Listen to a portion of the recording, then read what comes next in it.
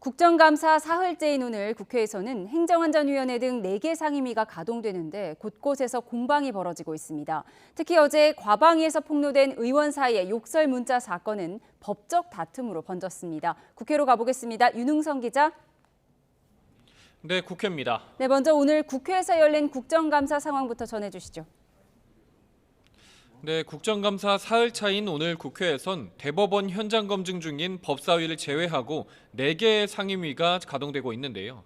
먼저 행정안전위원회의 중앙선관위 국감에선 이틀 전 조희대 대법원장 이성 문제를 놓고 격돌했던 여야의 입장이 바뀐 채 설전이 이어졌습니다. 노태학 위원장이 인사말을 마친 뒤 관례에 따라 이석하는 것을 두고 대법원 국감에서 조 대법원장에게 질의를 진행했던 것처럼 노 위원장도 국감에 임해야 한다는 국민의힘과 사전 협의가 전혀 없었다는 민주당이 갑론을박을 벌였습니다. 노 위원장이 이석한 뒤 이어진 질의에선 국민의힘 박덕흠 의원은 국내 지방선거 투표권을 가진 외국인 중 80% 이상이 중국인이라면서 편중 문제가 심각하다고 강조했습니다. 그러자 민주당 이해식 의원은 통일교회 국민의힘 입당 의혹을 소환하면서 역공에 나서기도 했는데요. 이어서 들어보겠습니다. 우리나라 단체장 뽑는 선거에 특정 국가가 미치는 영향력이 매우 이렇게 커지게 되는데 이게 지금은 이제 이거를 좀 제도 개선이 꼭 필요하다고 이렇게 20만이 넘는 당원이 이런 이단 종교 세력이 개입된 것이다. 이런 추정이 있습니다. 사실이라면은 정교 일치라고 불러도 손색이 없을 것 같은데 어떻게 보세요? 기후에너지환경노동위 고용노동부 국감은 시작 전부터 파행을 빚었는데요. 국민의힘이 민주노총 일부 간부가 간첩죄로 유죄를 받은 사건을 거론하면서 민주노총 단체 성격을 밝히기 위해 일부 관계자 증인 채택을 요구했고요. 민주당이 일부 전직 간부의 일탈인데 특정 단체를 왜곡해서는 안 된다고 맞서면서 정회가 선포됐습니다. 이후 재개된 국감에선 필리버스터, 즉 무제한 토론 끝에 통과된 노란봉투법의 보완 입법 등 후속 과제를 두고 치열한 설전이 이어지고 있습니다. 농해수위 해양수산부 국감에선 해수부 이전 문제가, 보건복지위의 보건복지부 국감에선 다이어트 약 오남용 문제 등이 언급됐습니다. 네, 어제 국감장 곳곳에서 여야 격돌이 있었는데 특히 과방위와 법사위에서의 공방전 후폭풍이 거셌다고요?